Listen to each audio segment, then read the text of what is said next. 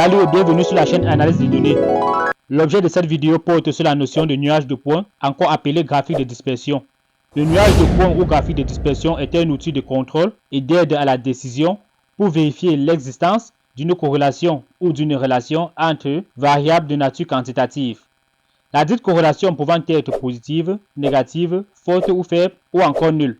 Dans un graphique de dispersion, les deux axes représentent les deux variables et les coordonnées de chaque point sur le graphique sont les valeurs des deux variables. Voulez-vous apprendre l'analyse des données? Alors veuillez vous abonner à la chaîne et cliquez sur la cloche de notification pour être notifié lorsque nous mettons de nouveaux contenus en ligne. La suite de cette vidéo juste après le générique.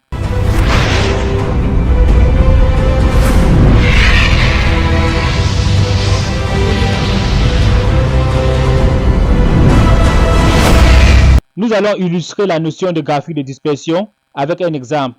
Nous ouvrons le fichier Height and Weight qui contient le nom et prénom des athlètes des récents Jeux Olympiques ainsi que la taille, le poids, le pays et le sexe de chaque athlète.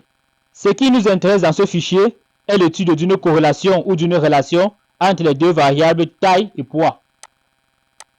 Pour le faire, nous construisons un graphique de dispersion entre ces deux variables. Pour commencer, nous cliquons dans une cellule vide où nous souhaitons insérer notre graphique. Puis on clique sur Insertion. Dans la zone graphique, on choisit l'option graphique de dispersion. Puis on prend la toute première option. Apparaît donc un tableau blanc où sera tracé notre graphique. Pour tracer notre graphique, nous faisons un clic droit sur notre tableau blanc. Puis sélectionner des données. Clique sur Ajouter. Il nous faut spécifier les données qui iront sur l'axe des abscisses et celles qui iront sur l'axe des ordonnées. Je vais donc choisir la taille pour l'axe des abscisses et le poids pour l'axe des ordonnées. Au niveau des valeurs de la série des abscisses, je vais sélectionner les données, la taille du tout premier au tout dernier. Au niveau des valeurs de la série des ordonnées, je vais sélectionner les données du poids, la toute première à la toute dernière. Le nom de la série n'étant pas obligatoire, on clique sur OK. OK.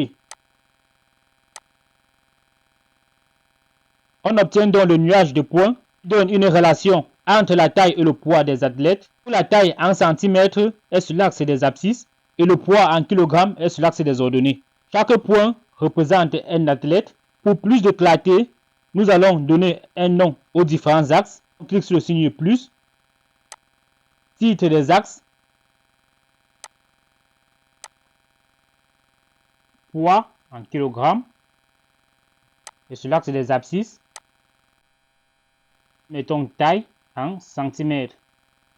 Nous donnons également un titre à ce graphique. Taille et poids des athlètes. Par la suite, étant donné que aucun athlète a une taille inférieure à 120 cm, nous allons donc modifier l'axe des abscisses pour qu'il débute par 120. On fait donc un clic droit sur l'axe des abscisses, puis mise en forme de l'axe. Au niveau du minimum, au lieu de 0,0, nous remplaçons par 120.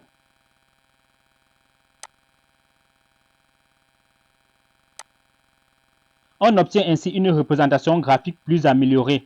Comme remarque, il existe une corrélation ou une relation positive entre les variables taille et poids. Plus un athlète est grand de taille, plus il a du poids. Et le tracé d'une droite de régression nous permettront d'estimer la taille ou le poids d'un athlète. Y a-t-il forte corrélation ou faible corrélation? La réponse à cette question fera l'objet de l'une de nos prochaines vidéos. Merci d'avoir suivi cette vidéo. Si vous n'êtes pas abonné de cette chaîne, c'est le moment de le faire et cliquez sur la cloche de notification pour être notifié lorsque nous mettons de nouveaux contenus en ligne. Restez bénis et à très bientôt.